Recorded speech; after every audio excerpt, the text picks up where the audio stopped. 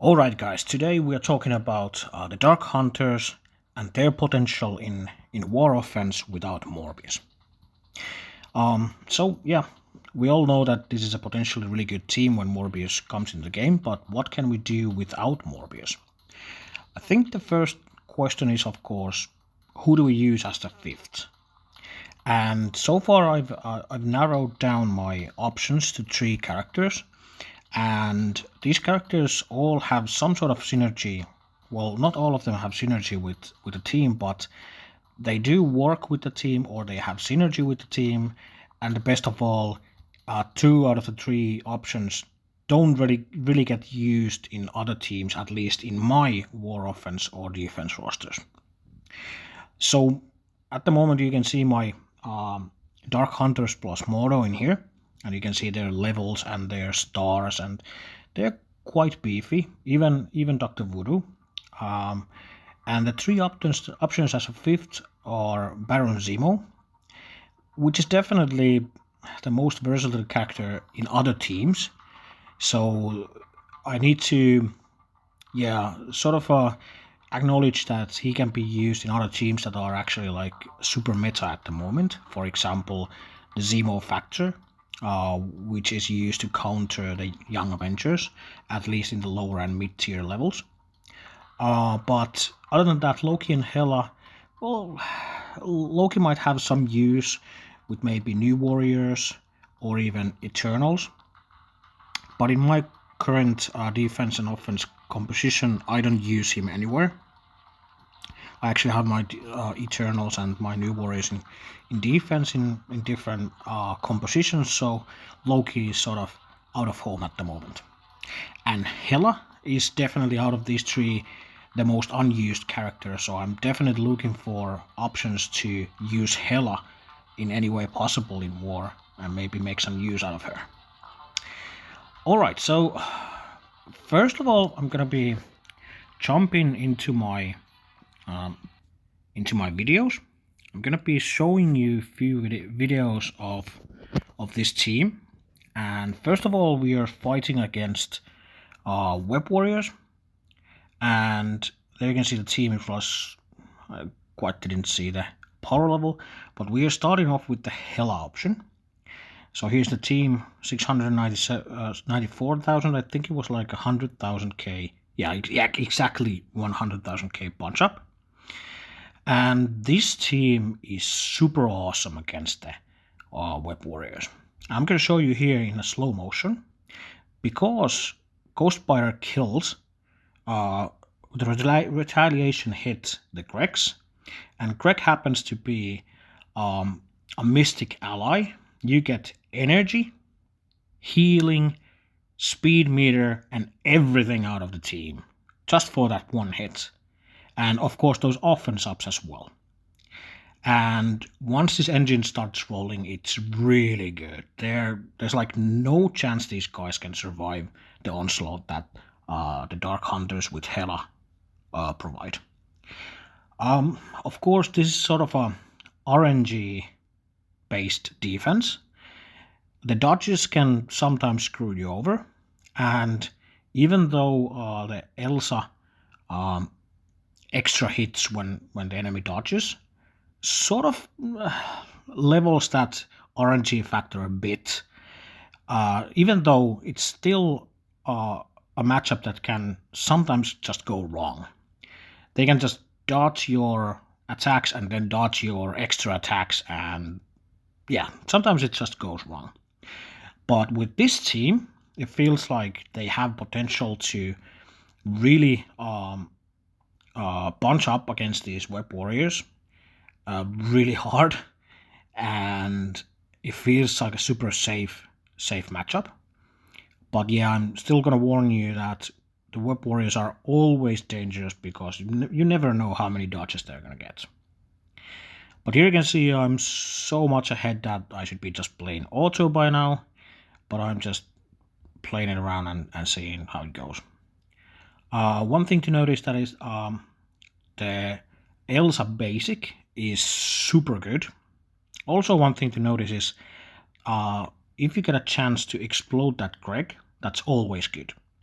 because killing your own mystic ally will give you speed meter, will give you offense ups, and that's just really good with the team.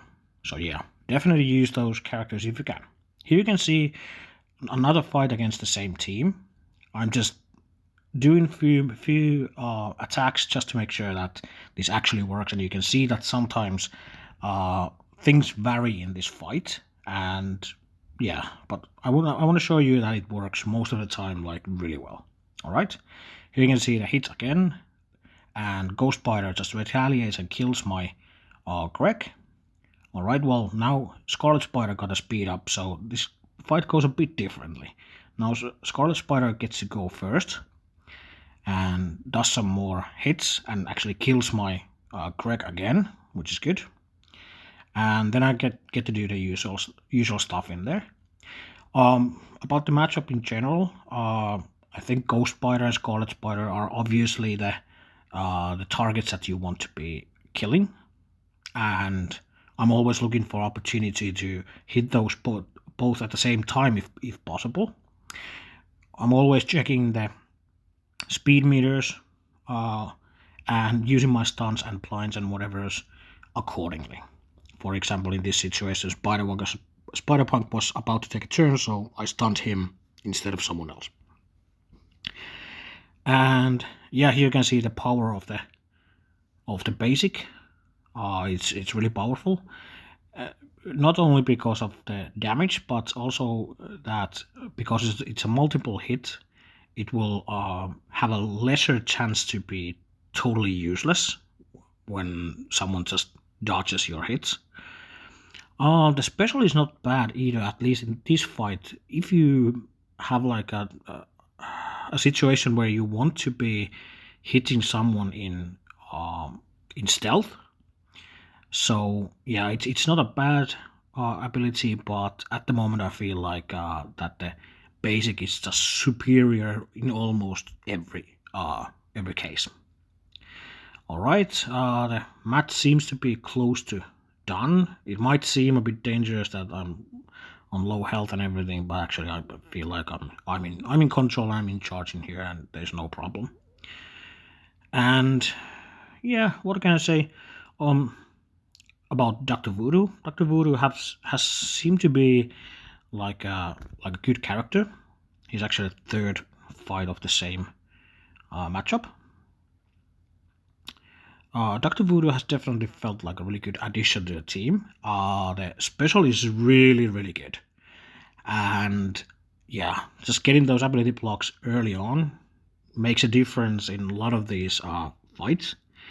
The ultimate feels like in a tight situation, it can sort of like turn the tide in a sense that you might be in a bad situation with a lot of I feel like most of it's about the cleansing of the debuffs instead of the healing itself. So I feel like cleansing is more important in that sense, and it feels like in some fights I felt like that it has really like I was in a brink of extinction and then I just came back with the ultimate. So I think it's exactly what we want from that sort of ability on a war team. So yeah, I really like it, but yeah, I don't feel like it has like a lot of potential in other game modes. Instead, just PvP, I think, because it's a sort of a one-time used thing that turns the tide. Just it gives you enough life to survive attacks in like a tight situation for once, but it doesn't. It's not a long-term solution, so to say. So I feel like it works really well in wars, maybe in the upcoming Cosmic Crucible. But other than that, I feel like yeah, maybe it's not meant for raiding or anything else like that. But again, you can see here, really easy win. The second one was a bit closer, but all in all, it feels like it's super safe matchup, even though sometimes it varies a bit. So to me, it feels really good. All right, so let's go back to the roster. Next one in the list is Loki. Loki definitely has potential. and I was sort of hoping that I could find more use for Loki. Um, of course, the one thing that makes this really interesting is the fact that he gives Mystic Controller speed meter, so your motor goes faster than usual, and that might be like a thing that you need in certain matchups, that your motor goes before someone else takes their turn, so that you can stun someone, and that might make or break the matchup. But so far, I haven't really like found a really good use for Loki, and I'm sort of sad about it. I've I've gotten few like matches, like I've done like few fights with Loki, and they have been really good. But all in all, Loki feels like the maybe the worst option out of these three. Um, but I'm sort of like interested if someone finds a good matchup for the uh, Loki Dark Hunters team. I haven't found that good matchup just yet, but I'm still looking. And since I haven't had this team for a long time, I haven't had a lot of time to be looking for the perfect matchup. But yeah, he has potential. Um, the first turn special has a lot of burst potential. It also gives the team some early debuffs, which gives you more speed. Um, Even the mirror images gives you, they are actually mystic controllers, so they give you a lot of synergy when they die. So even that has some potential. And of course, the resistance. When you're fighting with a team like this, that you want your debuffs to land, the extra or the minus resistance for the enemies and the extra focus for your team, well, actually just Moto, is really beneficial. But yeah, at the moment, it feels like I haven't found like a really good matchups with this team. But I'm gonna show you a few fights. So first of all, you can see here is Axeman, Axeman with like what 800,000 power or something like that. So this is like almost almost 100k punch up with the Loki Dark Hunters, and I feel like this is too unreliable. I feel like if you're in a situation where you can afford to risk it, you can try this out, but there's too many variables in this matchup that can change and just change the outcome of the fights altogether. And for that reason, I feel like you shouldn't be using this, but this sort of shows you the potential of the team. You get an early stun to Beast, which is definitely really useful. You want to control Beast in this fight. Also, controlling that Jubilee is really beneficial, but you want to kill Beast ASAP. In here, I had like three characters with defense down, so I had the option to just wipe them out, and I took it. And this time it worked, but you have to be really careful with that because I would say that was a risky move, and that could have sort of like went badly in several ways. So I don't recommend doing that like usually. But if you feel confident that you're going to be killing multiple characters, definitely go for it. But usually I would say go for Beast firstly, try to stun, try the ability block him, make sure that he doesn't get to use his abilities, and usually it's a pretty good matchup, but still feels a bit unreliable. Here's a new Warriors team without any speed tunes, and this is an interesting matchup. I feel like this is the only type of new Warriors counter with the Dark Hunters that you can actually fight when they don't have speed tunes like Emma or Loki or Cable, let alone America Savage.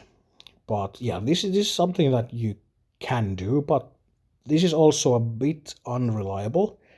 I will use most likely Shadowlands before this team against the New Warriors if I have a chance. But this is just, again, I'm sort of like I want to show you the potential of this team and potential of Loki in this team, even though I don't feel like this is the matchup that you should be doing.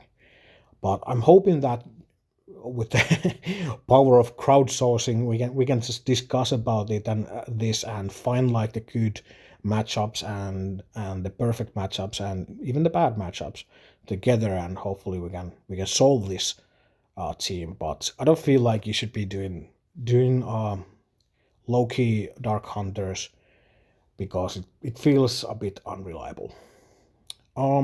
Yeah, I'm going for cloak, and unless I get some sort of ability on to land on cloak that he doesn't use the ultimate on his first turn, I'm just like going hard for him because there's no guarantee that those abilities land because cloak has a high chance of dodging.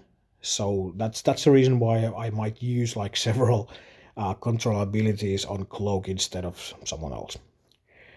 Definitely getting punished over here, and I feel like Deathpool is definitely uh, a, like a good priority character in this fight as well. Uh, because those extra attacks when you have a Loki or other characters that put out those mirror images or summons of any kind, and those get killed, and that Deathpool with the offense up will just punish you, and it's really tough. So yeah, in that sense, I would say Deathpool is someone that you want to kill early, and hopefully you can use blinds or stuns or anything on Silver Surfer because I think Silver Surfer is like a okay character to sort of, I wouldn't say ignore, but if you get him blinded or stunned, you can just kill everyone else and just wait to get to that Silver Surfer later. All right. So the last one is Baron Zemo. Baron Zemo doesn't have like an obvious synergy with the team, so to say, but he's a really good plug and play character in multiple teams, and this is just one of those teams that he works really well. He has a really fast turn meter, or whatever you want to call it. He goes first, and he does a debuff, which gives your team more speed. And the ability block just gives this team so much control. Having two ability blocks early on, having a stun early on, makes this team together like a super potential team against multiple targets. But yeah, I tried this team against few different uh, teams, and you can see them over here. So first we're going against the Coulson Kestrel Secret Avengers, and let me see. This is punch across. I think you can punch up a bit on this. I wouldn't go crazy, but at least you can punch up a bit. Um, yeah, we're definitely going for Captain Sam at the start, and that's just because even though there's a low chance of landing that ability block on him, we want to clear those deflects so that this one lands, and it does. And now we're just in a really good position. We can just like wipe everyone with the ultimate from Elsa, and now we're just cruising to the victory easily. And this feels like I've had several of these fights, and it feels like sometimes it varies a bit, but most likely this is just like a easy win for this team. But you can win it in like different styles. But I would say that definitely Captain Sam is like your worst enemy. Um, Getting that speed meter from the ultimate or getting stuck behind that taunt is like super dangerous. So you need to plan your attack accordingly. I wouldn't even worry as much about the Kestrel as I would worry about that Captain Sam. But yeah, that was it. Let's go to the next one. Oh, okay, here's X-Men. Again, the first one was with Loki, and this one is with Zemo. This is a small punch up, only 50k or 60k or something like that. But yeah, this felt like a super easy matchup, way easier than with Loki. So if you're looking for like a solid way to kill this team, and you don't need to save your Zemo for anything else, you can definitely use this team to counter these guys. Can't remember which fight this was because I was recording several fights, but I have sort of a recollection that this went quite smoothly. But let's see, I might be wrong.